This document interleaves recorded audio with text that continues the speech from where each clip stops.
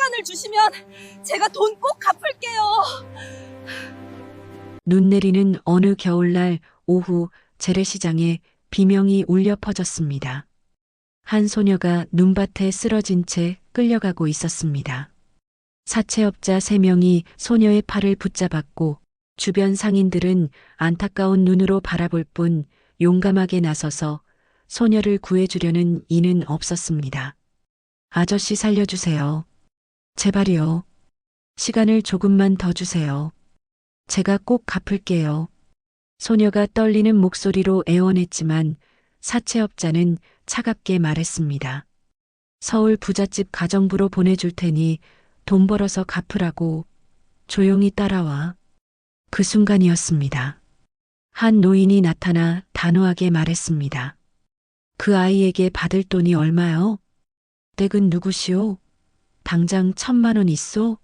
돈 내줄 거 아니면 방해하지 말고 조용히 가던 길 가시오. 사채업자들이 노인에게 불량스럽게 말했습니다. 1,000만 원 내가 내겠소. 시장이 조용해졌습니다. 모두가 숨을 죽인 채 그 노인을 바라봤지요. 대체 왜일까요? 그리고 낯선 고아 소녀를 위해 1,000만 원이나 되는 돈을 내겠다는 이 노인은 누구일까요? 노인은 소녀에게 차갑게 말을 이었습니다. 대신 너는 내 식당에서 일하며 빚을 갚아라. 구원의 손길일까요? 아니면 또 다른 속박일까요? 여러분, 이 놀라운 이야기가 궁금하시다면 잠시만 구독 버튼을 눌러주세요. 평범해 보이는 사람들의 숨겨진 이야기를 매일 여러분께 전해드리고 있습니다. 그리고 어디에서 듣고 계신지 댓글에 남겨주시면 시청자님 계신 곳에 행복과 행운이 함께 하시기를 빌어드리겠습니다. 이 이야기는 6달 전으로 거슬러 올라갑니다. 재래시장 골목 한편에 작은 국밥집이 하나 있었습니다. 70평생 이곳에서 국밥을 말아온 할머니와 그 곁에는 17살 소녀 서윤이가 함께 살고 있었지요. 하지만 서윤이와 할머니는 혈육이 아니었습니다. 7년 전 겨울이었습니다. 당시 10살이었던 서윤이는 부모님을 잃고 전국을 떠돌다 이 시장에 흘러들어왔습니다. 며칠을 굶어 골목에 쓰러져 있던 아이를 발견한 사람이 바로 국밥집 할머니였지요. 할머니는 차가운 바닥에 누운 아이를 일으켜 세우며 따뜻한 국밥 한 그릇을 내밀었습니다. 배고프면 언제든 오렴. 대신 설거지 좀 도와주려무나. 그날부터 서윤이는 할머니의 곁에 머물렀습니다. 설거지를 하고 상을 나르고 국밥을 말며 할머니를 도왔지요. 할머니는 서윤이에게 밥과 잠잘 곳을 주었고 서윤이는 할머니에게 외롭지 않은 하루하루를 선물했습니다. 둘은 피 한 방울 섞이지 않았지만 세상 누구보다 가까운 가족이 되어갔습니다. 그렇게 7번째 맞이하게 된 늦은 봄 어느 날 할머니가 갑자기 쓰러졌습니다. 병원에서 돌아온 할머니는 예전만큼 힘이 없었습니다. 국밥을 끓이다가도 자주 앉아서 쉬어야 했고 기침이 멈추질 않았지요. 서윤이는 할머니를 병원에 모시고 갔습니다. 검사 결과를 듣는 할머니의 얼굴이 점점 어두워지는 것을 보며 서윤이는 가슴이 철렁 내려앉았습니다. 병원비가 필요했습니다. 하지만 국밥집 장사로는 턱없이 부족했지요. 서윤이는 시장 어귀에 있는 사채업자를 찾아갔습니다. 떨리는 손으로 서류에 도장을 찍으며 300만 원을 빌렸습니다. 할머니, 걱정 마세요. 제가 할머니 병 낫게 해드릴게요. 석 달이 흘렀습니다. 서윤이는 낮에는 병원에서 할머니를 간호하고 밤에는 시장으로 돌아와 홀로 국밥집을 지켰습니다. 잠은 서너 시간씩 쪼개어 잤고 끼니는 손님이 남긴 밥으로 때웠지요. 손님들은 하나둘 줄어들었지만 서윤이는 포기하지 않았습니다. 하지만 할머니의 병은 깊어져만 갔습니다. 어느 새벽이었습니다. 병원 침대 옆에서 졸고 있던 서윤이를 할머니가 가만히 깨웠습니다. 할머니의 손은 차갑고 가늘었지요. 서윤아, 너는 좋은 아이야. 할머니, 말씀하지 마세요. 힘드시잖아요. 꼭 행복해야 해. 약속해. 네, 할머니. 약속할게요. 그러니까 힘내세요. 할머니는 희미하게 웃으며 서윤이의 손을 꼭 쥐었습니다. 그것이 할머니가 서윤이에게 건넨 마지막 말이었습니다. 할머니가 떠났다는 소식을 듣고 시장 사람들이 찾아왔습니다. 국밥집 주변 가게 상인 몇몇이 왔다 갔을 뿐 친척도 가까운 친구도 없었기에 빈소는 쓸쓸했습니다. 할머니의 빈소를 지키는 이는 서윤이뿐이었지요. 서윤이는 밤새 할머니 영정 앞에 앉아 눈물을 흘렸습니다.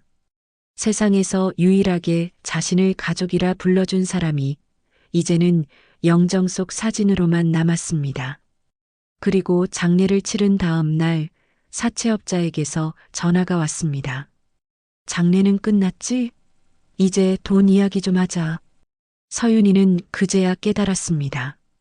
할머니는 떠났지만 빚은 그대로 남아있다는 것을 말이지요. 장례를 치른 후 서윤이는 다시 국밥집으로 돌아왔습니다. 할머니가 평생을 지켜온 그 자리를 서윤이가 이어가기로 마음먹었지요. 새벽 4시에 일어나 육수를 끓이고 김치를 썰고 손님을 맞이했습니다. 다행히 단골 손님들이 찾아와 주었습니다. 할머니는 안 계시지만 그래도 국밥은 맛있네. 어린 나이에 할머니에 이어받으려니 힘들겠다. 힘내라. 하지만 문제는 따로 있었습니다. 작은 가게에서 근근히 장사를 하다 보니 서윤이 스스로 생계를 유지하는 정도의 돈을 벌 수 있을 뿐 사채빚을 갚기 위한 돈을 모으기는 어려웠습니다.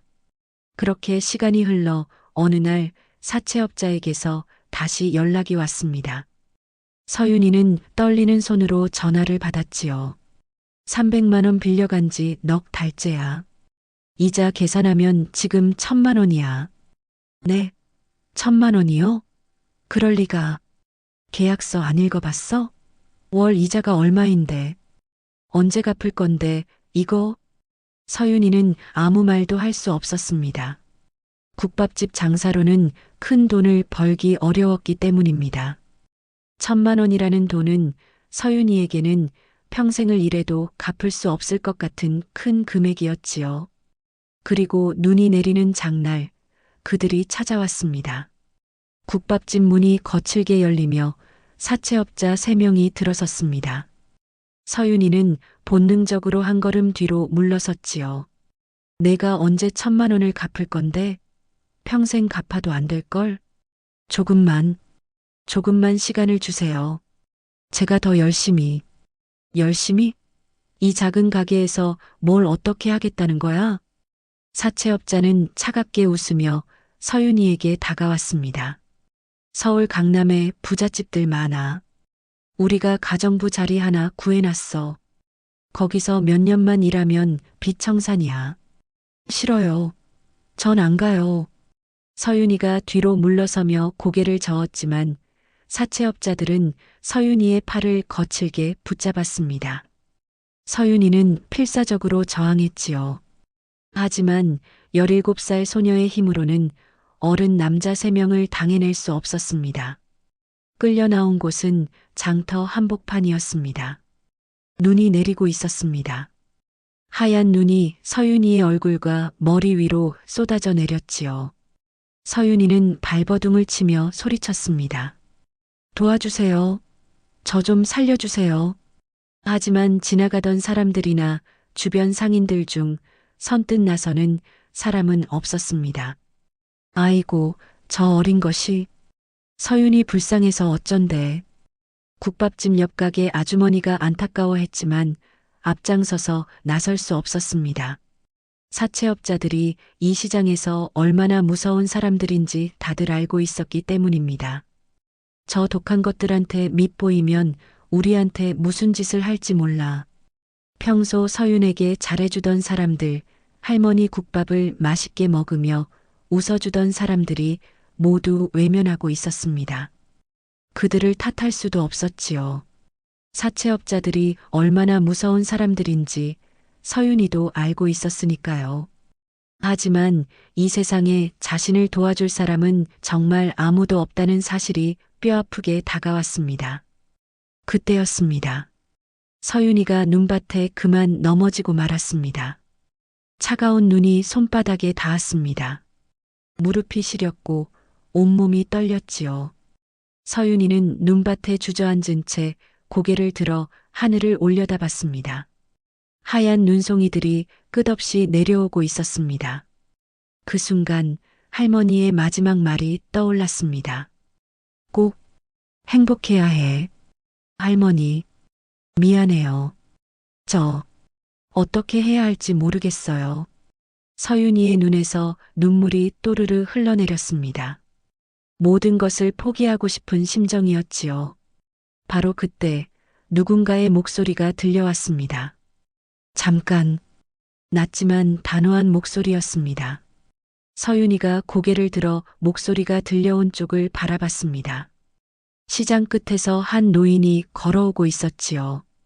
70대쯤 되어 보이는 여인이었습니다. 회색 코트를 깔끔하게 차려입고 등은 곧게 펴진 채였습니다. 주변 사람들이 자연스럽게 길을 비켜주었지요. 사채업자들이 그 노인을 보며 눈살을 찌푸렸습니다. 누구시오? 왜 남의 일에 끼어드시는 거요? 노인은 천천히 다가와 서윤이 앞에 멈춰섰습니다. 그리고는 사채업자들을 똑바로 바라보며 물었습니다. 이 아이를 얼마에 보내려는 거요? 빚이 1,000만 원인데 1,500은 받아야 우리도. 1,000만 원. 노인이 말을 끊으며 차갑게 말했습니다. 1,000만 원. 지금 당장 주겠소. 이 아이를 놓아주시오. 주변이 조용해졌습니다. 시장 사람들이 모두 숨을 죽인 채 그 노인을 바라봤지요. 대체 저 노인은 누구이며 왜 낯선 고아 소녀를 위해 1,000만 원이나 되는 돈을 내겠다는 걸까요? 노인은 두툼한 봉투를 꺼내어 사채업자들 앞에 펼쳐 보였지요. 10,000원짜리 지폐들이 빽빽하게 들어 있었습니다. 사채업자들은 서로 눈빛을 주고받으며 망설였습니다. 하지만 노인의 단호한 눈빛 앞에서는 더 이상 말을 잇지 못했지요. 결국 그들은 돈을 받아들고는 서윤이의 팔을 놓았습니다. 줬소. 그럼 이 아이는 두고 가시오. 노인이 단호하게 말을 끊었습니다. 사채업자들은 돈을 세어보고는 불만스러운 표정으로 돌아섰습니다. 시장 사람들 사이로 사라져갔지요. 서윤이는 눈밭에 주저앉은 채 믿을 수 없다는 표정으로 노인을 올려다봤습니다. 눈물이 볼을 타고 흘러내렸지요. 서윤이는 구해진 걸까요? 정말로 이 악몽이 끝난 걸까요? 노인이 서윤이에게 손을 내밀었습니다. 일어나거라. 서윤이는 떨리는 손으로 노인의 손을 잡고 일어섰습니다. 그리고는 고개를 숙이며 말했습니다. 감사합니다. 정말 감사합니다. 감사는 아직 일러. 노인이 차갑게 말했습니다. 빚은 내가 대신 갚아주었다. 하지만 그것이 공짜라는 뜻은 아니다. 서윤이의 가슴이 철렁 내려앉았습니다. 오늘부터 내 식당에서 일해라. 그리고 매달 내가 번 돈에서 조금씩 빚을 갚아 나가면 된다. 네. 다 갚을 때까지 걸리는 시간은 내 노력에 달렸다. 빨리 갚을 수도 있고 오래 걸릴 수도 있지. 노인은 서윤이를 똑바로 바라보며 물었습니다. 할 수 있겠느냐? 서윤이는 고개를 끄덕였습니다. 다른 선택지가 있을 리 없었지요. 네. 열심히 하겠습니다. 좋아. 그럼 나를 따라오너라. 노인이 돌아서서 걷기 시작했습니다. 서윤이는 눈물을 닦으며 그 뒤를 따랐지요. 시장 사람들은 복잡한 표정으로 그 모습을 지켜봤습니다. 서윤이는 구해진 걸까요? 아니면 또 다른 속박에 묶인 걸까요? 아무도 알 수 없었습니다. 서윤이는 노인을 따라 도시 중심부에 자리한 한정식집 앞에 도착했습니다. 송정의 궁중 한정식이라는 간판이 품위 있게 걸려 있었지요. 노인은 문을 열며 서윤이에게 말했습니다. 들어오너라. 오늘부터 이곳이 내 일터다. 서윤이가 식당 안으로 들어서는 순간 노인은 뒤에서 서윤이를 가만히 바라봤습니다. 그리고는 아주 작게, 아무도 듣지 못할 정도로 작게 중얼거렸습니다. 과연 내 눈이 맞는지 보자. 한 달이 흘렀습니다. 서윤이는 송정의 궁중 한정식집에서 새벽부터 밤까지 일했습니다. 하지만 서윤이에게 주어진 일은 요리가 아니었지요. 새벽에 일어나 주방 바닥을 닦고 설거지를 하고 쓰레기를 버렸습니다. 식재료가 도착하면 씻고 다듬는 일, 냉장고를 정리하는 일도 서윤이의 몫이었습니다. 주방에는 송정이를 포함해 5명이 일하고 있었습니다. 주방장은 50대 남자로 20년째 이 식당에서 일하고 있었지요. 그리고 송정이의 조카인 송민재가 실질적인 운영을 맡고 있었습니다. 또한 10년째 송정이에게 배우고 있는 제자 이선미도 있었습니다. 이선미는 서윤이를 볼 때마다 코웃음을 쳤습니다. 국밥집에서 뭘 배웠다고 여기 온 거야? 송민재도 차갑게 말했습니다. 쓸데없는 생각하지 말고 시킨 일이나 해. 우리 집안 요리는 아무나 배우는 게 아니니까. 서윤이는 아무 말 없이 고개를 숙였습니다. 자신이 여기 있는 이유를 잘 알고 있었으니까요. 빚을 갚기 위해서였습니다. 그저 묵묵히 일할 뿐이었지요. 그런데 어느 날 이상한 일이 벌어졌습니다.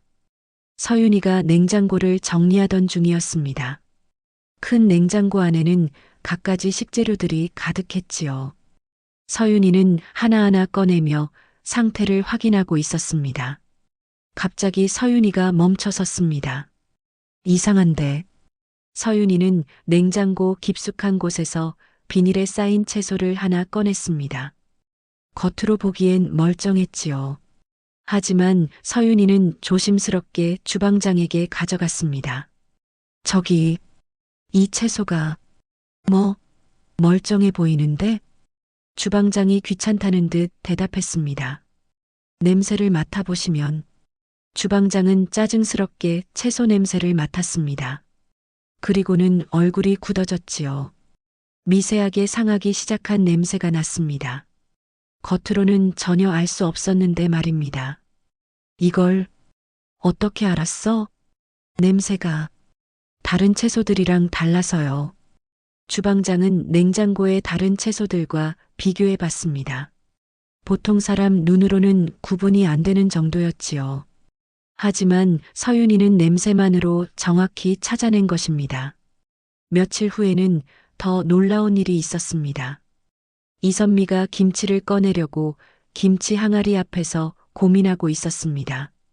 여러 항아리에 담긴 김치들이 있었는데 어느 것이 가장 적절하게 익었는지 헷갈렸던 것이지요. 어느 게 오늘 쓸 김치지?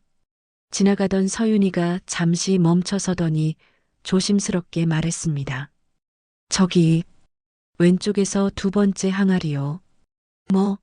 내가 어떻게 알아? 냄새가 제일 적당해 보여서요. 이선미는 코웃음을 치며 다른 항아리를 열었습니다. 하지만 김치가 너무 익어서 시큼한 냄새가 확 올라왔지요. 이선미는 인상을 쓰며 다시 뚜껑을 닫았습니다. 결국 서윤이가 말한 2번째 항아리를 열었습니다. 김치의 발효 상태가 완벽했지요. 운이 좋았네. 이선미는 불만스럽게 중얼거리며 김치를 꺼냈지만 마음 한구석에는 의문이 남았습니다. 그날 저녁 단골 손님 한 분이 말했습니다. 오늘 김치가 참 맛있네요. 딱 적당하게 익었어요. 송민재가 의아하다는 표정으로 주방을 돌아봤습니다. 누가 김치를 골랐는지 묻는 눈빛이었지요. 이선미는 대답하지 않았습니다. 그저 멀리서 설거지하고 있는 서윤이의 뒷모습만 힐끗 쳐다봤을 뿐입니다. 송정희는 주방 한쪽에서 그 모습을 조용히 지켜보고 있었습니다. 서윤이가 재료를 고르는 손, 냄새를 맡으며 판단하는 모습, 조심스럽게 의견을 말하는 모습을 송정희의 눈빛에 희미한 미소가 스쳤지요. 그날 밤 모두가 퇴근한 뒤에도 서윤이는 혼자 남아 설거지를 했습니다. 찬물에 손이 거칠어지고 허리가 아팠지만 서윤이는 멈추지 않았습니다. 한 그릇 한 그릇 정성스럽게 닦아냈지요. 창밖으로 어두운 밤하늘이 보였습니다. 할머니, 전 괜찮아요. 이렇게라도 살 수 있어서 다행이에요. 서윤이는 작게 중얼거리며 다시 설거지를 시작했습니다. 그 모습을 복도에서 송정희가 가만히 바라보고 있었습니다. 노인의 눈빛에는 확신이 차오르고 있었지요. 역시 틀리지 않았어. 그렇게 2달이 흘렀습니다. 어느 날 아침 송정희가 서윤이를 불렀습니다. 서윤이는 긴장하며 송정희 앞에 섰지요. 오늘부터 반찬 하나를 내가 만들어 보거라. 네, 제가요? 서윤이는 깜짝 놀라 물었습니다.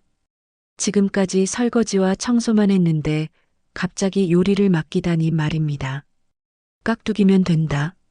순간 주방이 조용해졌습니다. 송민재가 황급히 입을 열었지요. 고모, 깍두기요? 그건 손맛이 필요한 반찬인데. 이선미도 놀란 표정으로 말했습니다. 저도 3년을 배워서 겨우 제대로 만들 수 있었어요. 간단해 보여도 발효시간, 양념 농도 다 까다로운데요. 하지만 송정희는 단호했습니다. 그래서 시켜보는 거다. 기초가 제대로 되어 있는지 보려면 밑반찬부터 만들어 봐야 한다.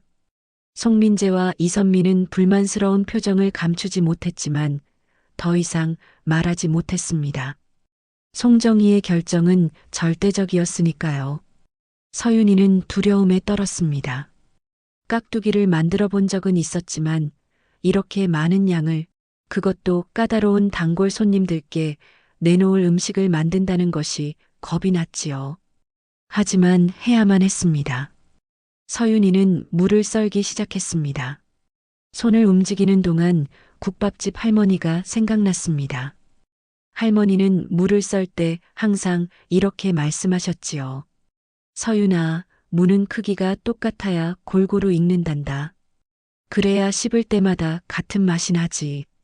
서윤이는 할머니의 말을 떠올리며 한 조각 한 조각 정성스럽게 썰었습니다. 양념을 만들 때도 마찬가지였습니다.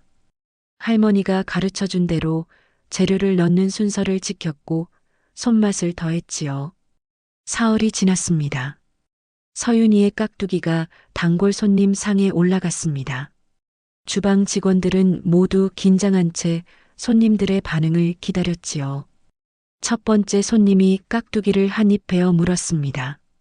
그리고는 잠시 멈칫했지요.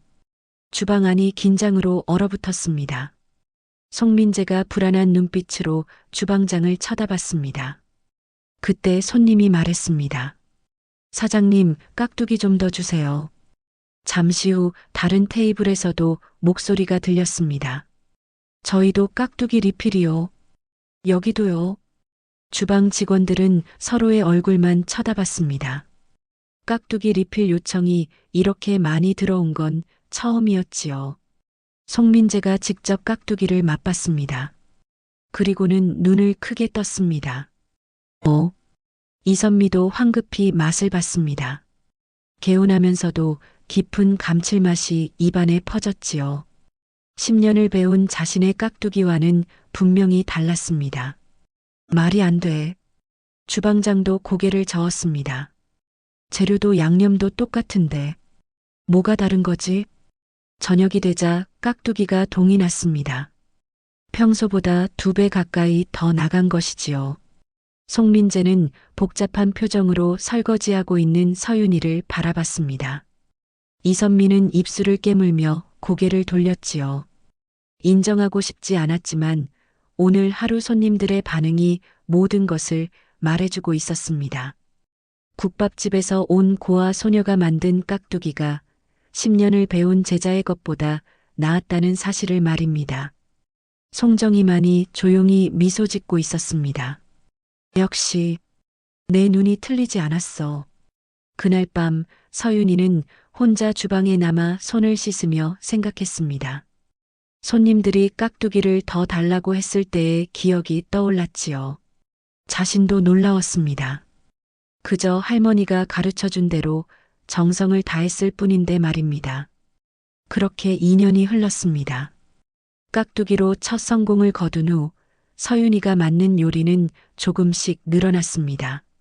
나물 반찬에서 시작해 찌개, 찜, 전으로 범위가 넓어졌지요. 송정이는 서윤에게 하나하나 가르쳤습니다. 불 조절은 이렇게, 간은 한 번에 맞추려 하지 말고 조금씩 더해가며, 재료는 제철 것을 써야 해. 그래야 본래의 맛이 살아나지. 서윤은 낮에는 송정이에게 배우고 밤에는 혼자 남아 연습했습니다. 실패도 많았지요. 하지만 포기하지 않았습니다. 한번 실패하면 원인을 찾아 다시 시도했고 노트에 하나하나 기록하며 자신만의 방법을 연구해 나갔습니다. 세월이 흐르며 변화가 찾아왔습니다. 서윤의 요리를 맛본 손님들이 소문을 내기 시작했지요. 처음에는 단골 손님들 사이에서, 그 다음엔 지역 전체로 입소문이 퍼져나갔습니다. 송정이 궁중 한정식이 요새 진짜 맛있대. 거기 젊은 요리사가 하나 있는데 솜씨가 보통이 아니래. 예약이 밀려들었고 주말이면 식당 앞에 줄이 섰습니다. 주변 도시에서까지 찾아오는 손님들이 생겼지요. 송정의 궁중 한정식은 이 지역에서 가장 유명한 식당이 되었습니다. 그러던 어느 날 외교부에서 연락이 왔습니다. 해외 국빈이 이 지역을 방문하게 되었는데 궁중 요리로 만찬을 준비해달라는 의뢰였습니다. 외교부 담당자가 직접 식당을 찾아왔지요. 송정희 선생님의 궁중 요리 실력은 익히 들었습니다. 이번 행사를 맡아주실 수 있겠습니까? 송정희는 고개를 끄덕였습니다. 영광입니다. 최선을 다하겠습니다. 한 달 전부터 준비가 시작되었습니다. 메뉴를 짜고 식재료를 선별하고 시연을 반복했습니다. 주방은 그 어느 때보다 바빴지요. 모든 직원이 긴장 속에서 움직였습니다. 서윤도 주요 요리 몇 가지를 맡았습니다. 이제는 송정이가 믿고 맡길 수 있는 실력이 되었으니까요. 서윤은 완벽을 위해 매일 밤 연습을 거듭했습니다. 행사를 일주일 앞둔 날이었습니다. 그날도 주방에서 리허설이 한창이었습니다. 송정이가 식재료를 확인하다가 갑자기 비틀거렸지요. 서윤이가 가장 먼저 알아챘습니다. 사장님. 서윤이가 달려가 송정이를 부축했지만 송정이는 그대로 주방 바닥에 쓰러지고 말았습니다. 주방이 순식간에 아수라장이 되었지요. 구급차 불러요. 송민재가 다급하게 소리쳤습니다. 병원에서 돌아온 소식은 다행히 큰 병은 아니었습니다. 과로와 스트레스로 인한 일시적 증세였지요. 하지만 의사는 최소 보름은 절대 안정이 필요하다고 했습니다. 송민재가 창백한 얼굴로 말했습니다. 일주일 후가 국빈 행사인데 어떡하지? 주방 직원들의 얼굴이 하얗게 변했습니다. 이런 큰 행사는 송정이 없이는 불가능했으니까요. 송민재는 머리를 감싸쥐었습니다. 외교부에 취소한다고 해야 하나? 우리 식당 명성에 큰 타격인데. 그때 병원 침대에 누워있던 송정이가 약한 목소리로 말했습니다. 서윤이. 네, 사장님. 서윤이가 침대 옆으로 다가갔습니다. 내가 해라. 저요? 2년 동안 내가 가르친 것 다 배웠잖니. 이제 내가 할 시간이야. 송민재가 황급히 말했습니다. 고모, 그건 무리예요. 아무리 서윤이 실력이 늘었어도. 하지만 송정희는 단호했습니다. 서윤이, 너라면 할 수 있어. 송정희가 서윤의 손을 꽉 쥐었습니다. 그 눈빛에는 믿음이 가득했지요. 서윤은 떨리는 목소리로 대답했습니다. 제가 해보겠습니다.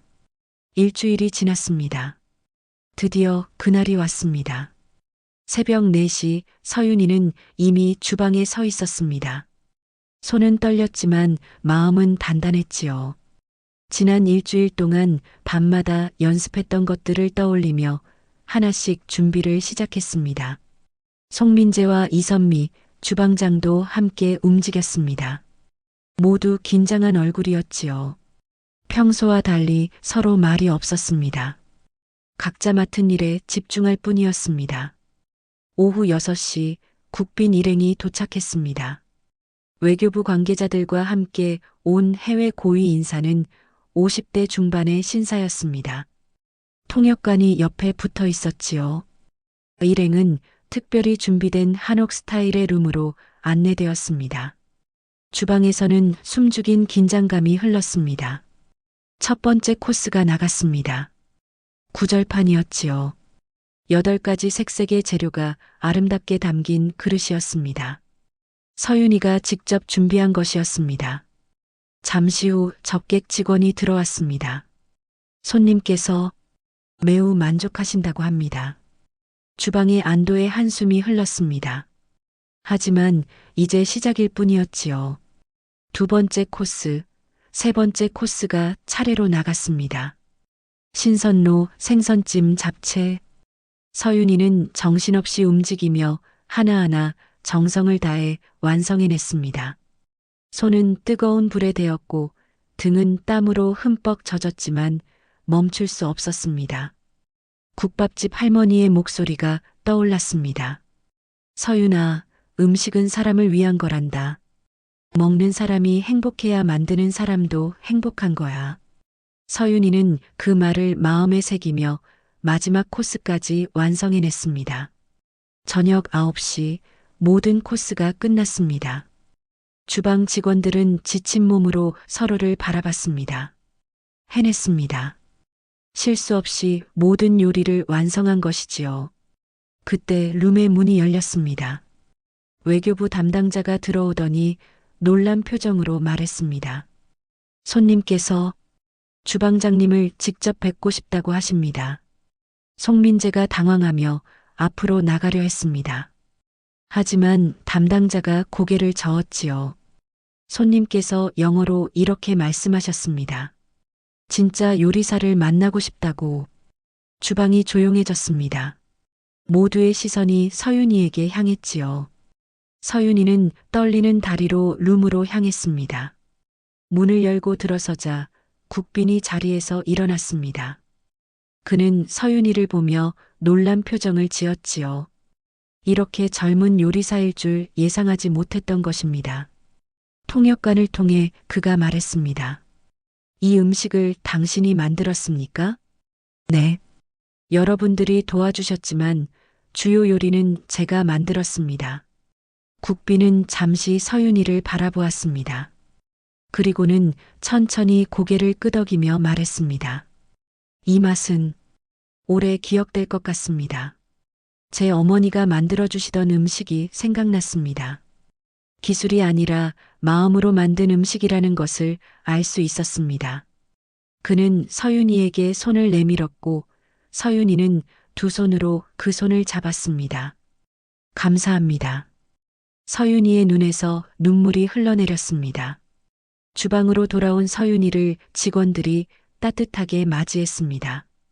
송민재가 처음으로 환하게 웃으며 말했습니다. 수고했어, 서윤아. 정말 대단했어. 이선미도 눈을 붉히며 서윤의 손을 잡았지요. 나보다 훨씬 잘하더라. 고맙다, 서윤아. 2년 동안 함께 일하며 그들은 이미 서윤의 실력을 인정하고 있었습니다. 오늘은 그 실력이 빛을 발한 날이었지요. 그때 주방 문이 열렸습니다. 송정이었습니다. 모두가 깜짝 놀라 돌아봤습니다. 송정이는 지팡이를 짚고 있었지만 눈빛만은 또렷했지요. 사장님, 병원에서 나오시면 안 되는데. 서윤이가 황급히 다가갔습니다. 송정이는 서윤이를 바라보며 희미하게 미소 지었습니다. 잘했다. 서윤아. 그 한마디에 서윤이는 그만 주저앉으며 울음을 터뜨리고 말았습니다. 2년 동안 참았던 모든 것들이 오늘 하루의 긴장이 그리고 인정받았다는 안도감이 한꺼번에 밀려왔던 것이지요. 송정이가 서윤이의 어깨에 손을 얹었습니다. 이제 진짜 시작이다. 행사 다음 날 송정이는 병원에서 돌아왔습니다. 그날 오후 송정이가 모든 직원을 주방에 모았습니다. 서윤도 함께 섰지요. 무슨 일인가 싶어 모두가 긴장한 표정이었습니다. 송정이가 천천히 입을 열었습니다. 오늘 너희에게 고백할 것이 있다. 주방이 조용해졌습니다. 2년 반 전, 아니, 정확히는 3년 전 겨울이었다. 나는 우연히 재래시장을 지나가게 되었지. 송정희의 눈빛이 멀리를 바라보는 듯 했습니다. 그곳에서 한 소녀가 국밥집에서 일하는 모습을 봤다. 물을 다듬고 육수를 저으며 손님상을 나르는 그 아이를. 송정희가 서윤을 바라봤습니다. 그 손놀림을 보는 순간 알았다. 저 아이는 음식을 만드는 손이 아니라 사람을 살리는 손을 가졌다고. 서윤의 눈이 커졌습니다. 물을 만지는 손길, 재료를 고르는 눈빛, 냄새를 맡는 모습. 그것은 배워서 되는 게 아니었다. 타고난 것이었지. 송민재가 놀라며 물었습니다. 그럼 그때부터 이미. 그렇다. 나는 그 아이를 지켜봤다. 국밥집 할머니가 돌아가셨다는 소식도 들었고 사채를 썼다는 것도 알게 되었지. 송정이가 계속 말을 이었습니다. 그리고 사채업자들이 서윤이를 서울로 보내려 한다는 소문을 들었을 때 나는 그날 장터로 갔다. 주방에 숨죽인 침묵이 흘렀습니다. 내가 나타난 것은 우연이 아니었다. 그 소녀를, 그 재능을 지키기 위한 것이었지. 서윤이의 눈에서 눈물이 흘러내리기 시작했습니다. 송정이가 서윤에게 다가가 그 손을 잡았습니다. 그 재능이 너무 아까웠다, 서윤아. 식모로 팔려가기엔 너무나 아까운 아이였지. 그래서 나는 욕심을 냈다. 우리 집안 3대째 내려온 궁중 음식을 너에게 전수하고 싶다는 욕심을 말이야. 송정희의 목소리가 떨렸습니다. 1,000만 원은 너를 사기 위한 돈이 아니었다. 내 미래를, 내 재능을 지키기 위한 돈이었다. 빚을 갚으라고 한 것도 내가 당당하게 여기 있을 명분을 주기 위해서였다. 공짜로 받은 것은 자존심을 상하게 하니까. 서윤은 고개를 숙인 채 흐느끼기 시작했습니다. 송정희는 품속에서 오래된 종이 한 장을 꺼냈습니다. 사채 계약서였지요. 그리고는 그것을 불에 태웠습니다. 이제 내 빚은 없다. 내가 갚은 게 아니라 애초부터 없었던 것이다. 제가 되어 사라지는 계약서를 보며 송정희가 말했습니다. 서윤아, 넌 자유다. 떠나고 싶으면 언제든 떠나도 된다. 서윤이 고개를 들며 눈물 섞인 목소리로 말했습니다. 저는 여기 남고 싶어요. 사장님께 배운 궁중 한정식을, 우리 전통 음식을 더 많은 사람들에게 전하고 싶어요. 그리고 더 배우고 싶습니다.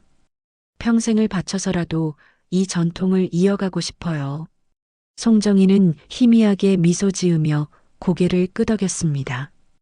그리고는 오래된 나무 상자를 열었지요. 안에는 오래되고 귀한 조리칼이 들어 있었습니다. 이것은 우리 집안 3대째 내려온 상궁의 조리칼이다. 이제 내게 준다. 송정희가 조리칼을 서윤의 손에 쥐어주었습니다. 이제 너는 계승자다, 서윤아. 하지만 끝이 아니라 시작이다. 진정한 요리는 평생을 배워야 하는 것이니까. 서윤은 두 손으로 조리칼을 받아들고 무릎을 꿇었습니다. 눈물이 조리칼 위로 떨어졌지요. 주변에 있던 송민재와 이선미, 주방장도 모두 눈시울을 붉혔습니다. 송정희가 서윤을 일으키며 마지막으로 말했습니다. 진정한 구원은 물고기를 주는 게 아니라 낚시하는 법을 가르치는 것이다. 그리고 진정한 가족은 핏줄이 아니라 마음으로 이어지는 것이지. 서윤이 송정희를 꽉 껴안았습니다. 감사합니다. 사장님, 아니, 할머니. 그날 서윤은 다시 가족을 얻었습니다. 그리고 자신이 걸어갈 길을 찾았지요. 눈밭에서 끌려가던 그 겨울날 한 노인이 내민 손은 단순한 구원이 아니었습니다. 그것은 한 소녀에게 날개를 달아준 지혜로운 사랑이었습니다. 여러분, 오늘의 이야기 어떠셨나요? 고아 소녀에게 진정한 구원의 손길을 내민 송정희 할머니의 지혜로움에 공감하시나요? 여러분도 비슷한 경험이 있으시거나 알고 계신 사연이 있다면 댓글로 나누어 주시기 바랍니다. 다음 이야기도 기대해 주시고 좋아요와 구독으로 함께 해주시면 감사하겠습니다. 내일도 여러분 곁에 또 다른 감동적인 이야기로 찾아뵙겠습니다. 감사합니다.